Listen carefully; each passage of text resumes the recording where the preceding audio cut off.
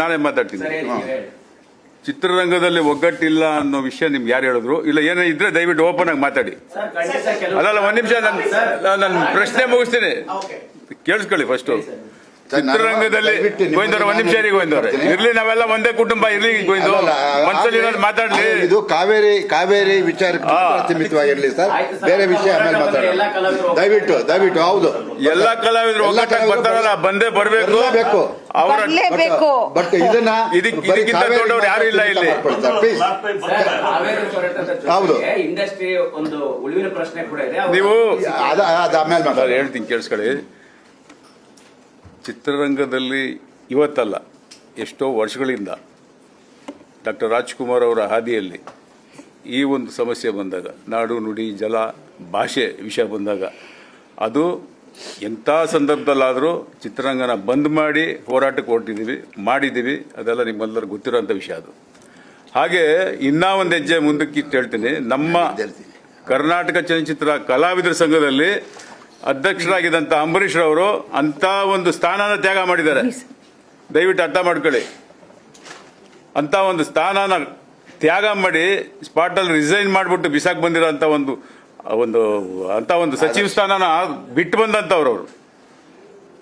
ಅವ್ರನ್ನೆಲ್ಲ ನಾವು ಅವ್ರ ಮಾರ್ಗದರ್ಶನದಲ್ಲಿ ನಡೀತಾ ಇದ್ದೀವಿ. ದಯವಿಟ್ಟು ಯಾವುದೇ ಅನುಮಾನ ಬೇಡ.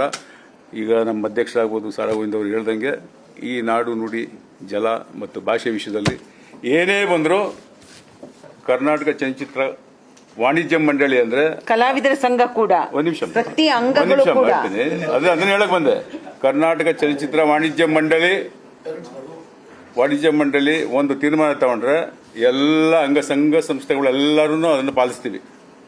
ನಮ್ಮಲ್ಲಿ ಏನೇ ಸಣ್ಣ ಪುಟ್ಟ ಒಗ್ಗಟ್ಟು ಅದನ್ನೆಲ್ಲ ಚಿತ್ರರಂಗದ ಬೆಳವಣಿಗೆಗೆ ಇರುತ್ತೆ ಹೊರತು, ಆ ಕಿತ್ತಾಟ ಪತಾಟ ಏನಿದ್ರು ಚಿತ್ರರಂಗದ ಬೆಳವಣಿಗೆಗೆ ಇರುತ್ತೆ ಹೊರತು.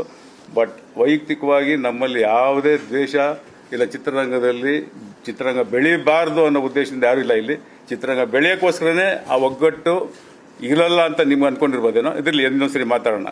ಬಟ್ ಯಾವುದೇ ಭೇದ ಭಾವ ಬೇಡ. ಕರ್ನಾಟಕ ಚಲನಚಿತ್ರ ವಾಣಿಜ್ಯ ಮಂಡಳಿ ಜೊತೆಯಲ್ಲಿ ಕರ್ನಾಟಕ ಚಲನಚಿತ್ರ ಕಲಾವಿದರ ಸಂಘನೂ ಯಾವತ್ತಿಗೂ ಇದೇ ಅಲ್ಲ, ಈ ಹೋರಾಟಕ್ಕಲ್ಲ, ಎಲ್ಲ ಹೋರಾಟಕ್ಕೂ ಜೊತೆಲಿ ಇದ್ದೇ ಇರ್ತೀವಿ. ದಯವಿಟ್ಟು ಅರ್ಥ ಮಾಡ್ಕೊಳ್ಳಿ. ಆಮೇಲೆ ಒಂದು ಮಾತು ತಿಳ್ಕೊಳ್ಳಿ, ಕಲಾವಿದರು ಬಂದ್ರೆ ಸಕ್ಸಸ್ ಆಗುತ್ತೆ ಇದು ಅನ್ನೋ ತಿಳ್ಕೊಬೇಡಿ. ಬರ್ತಾರೆ, ಎಷ್ಟು ಜನ ಕಲಾವಿದರು ಅಂತ ನಿಮ್ಗೆ ಗೊತ್ತು ಚೆನ್ನಾಗಿ. ಎಲ್ಲರೂ ಬರ್ತಾರೆ, ಅನುಮಾನನೇ ಬೇಡ ಅಂತ ಇನ್ನೊಂದ್ಸರಿ ಹೇಳ್ತಾ ಇದ್ದೀನಿ. ದಯವಿಟ್ಟು ಈ ಒಂದು ಹೋರಾಟಕ್ಕೆ ನಾವೆಲ್ಲರೂ ಇದ್ದೀವಿ. ಸಾರಾ ಗೋವಿಂದ್ ಅವರು ಮತ್ತು ನಮ್ಮ ಅಧ್ಯಕ್ಷರಿದ್ದಾರೆ. ಕರ್ನಾಟಕ ಚಲನಚಿತ್ರ ವಾಣಿಜ್ಯ ಮಂಡಳಿ ಏನೇ ತೀರ್ಮಾನ ತಗೊಂಡು ಯಾವತ್ತು ಬಂದಾಗಲಿ, ಇನ್ನೊಂದು ಯಾವುದೇ ಕಾರಣಕ್ಕೂ ಇವತ್ತು ಗೋವಿಂದ್ ಅವರು ಹೇಳೋದು ಸಂಜೆ ಮೀಟಿಂಗ್ ಇದೆ ಅಂತ, ಆ ಮೀಟಿಂಗ್ ಆದ ನಂತರ